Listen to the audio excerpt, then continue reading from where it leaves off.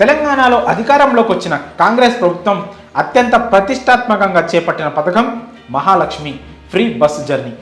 ముఖ్యమంత్రిగా బాధ్యతలు చేపట్టిన నాడే రేవంత్ రెడ్డి ఈ పథకం అమలుపై సంతకం చేశారు. మహిళలు, విద్యార్థినులు, యువతులు, ట్రాన్స్జెండర్లకు రాష్ట్ర వ్యాప్తంగా పలు బస్సుల్లో ఉచితంగా ప్రయాణించే అవకాశాన్ని కల్పించారు. ఈ నెల 9 నుంచి ఈ స్కీమ్ అమల్లోకి వచ్చింది. ముందుగా ట్రయల్ రన్ వేసి ఆ తర్వాత రాష్ట్రంలోని మహిళలకు, అమ్మాయిలకు మాత్రమే వర్తింపజేశారు. ఏదైనా గుర్తింపు కార్డుతో తెలంగాణ వ్యాప్తంగా ప్రయాణించవచ్చు. ఈ పథకం అమలు చేసిన నాటి నుంచి అనూహ్య స్పందన వచ్చింది. బస్సుల్లో ప్రయాణించే మహిళల సంఖ్య ఒక్కసారిగా విపరీతంగా పెరిగిపోయింది. ఇక్కడే అసలు సమస్యలు అప్పుడే మొదలయ్యాయి. ఫ్రీ బస్సు జర్నీ పథకాన్ని వినియోగించుకుంటున్నారు రాష్ట్ర మహిళలు. దీంతో బస్సుల్లో విపరీతంగా రద్దీ పెరిగిపోయింది. పల్లె వెలుగు బస్సుల దగ్గర నుంచి సిటీలోని మెట్రో సర్వీసుల వరకు బస్సులన్నీ మహిళలతో నిండిపోయి కిటకిటలాడుతున్నాయి. కొంతమంది బస్సులకు వేలాడుతూ ప్రమాదకర స్థితిలో ప్రయాణం సాగిస్తున్నారు. ఈ సమయంలో బస్సులో ఉంటున్న కండక్టర్లు సమస్యలను ఎదుర్కొంటున్నారు. ప్రయాణికుల నుంచి తీవ్ర ఇబ్బందులు పడుతున్నారు. ఇటీవల ఆధార్ కార్డు విషయంలో యువతి మహిళా కండక్టర్ గొడవకు దిగిన సంఘటన మర్చిపోకముందే ఇప్పుడు మరో మహిళా కండక్టర్ ఆవేదన వ్యక్తం చేస్తుంది. ప్రస్తుతం ఆ వీడియో సోషల్ మీడియాలో వైరల్గా మారింది.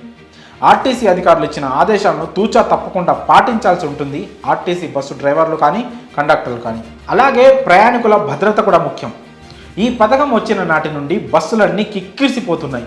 అలాగే బస్సు డోర్లు, మెట్ల దగ్గర వేలాడుతూ మరీ ప్రయాణం చేస్తున్నారు మహిళలు.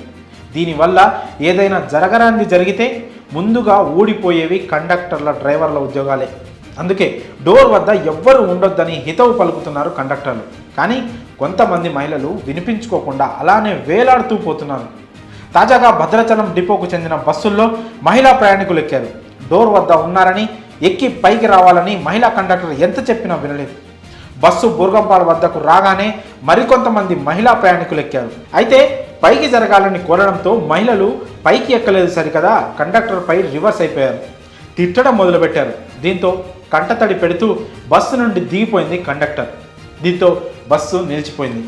ఆ సమయంలో మహిళా కండక్టర్ భావోద్వేగానికి గురయ్యారు.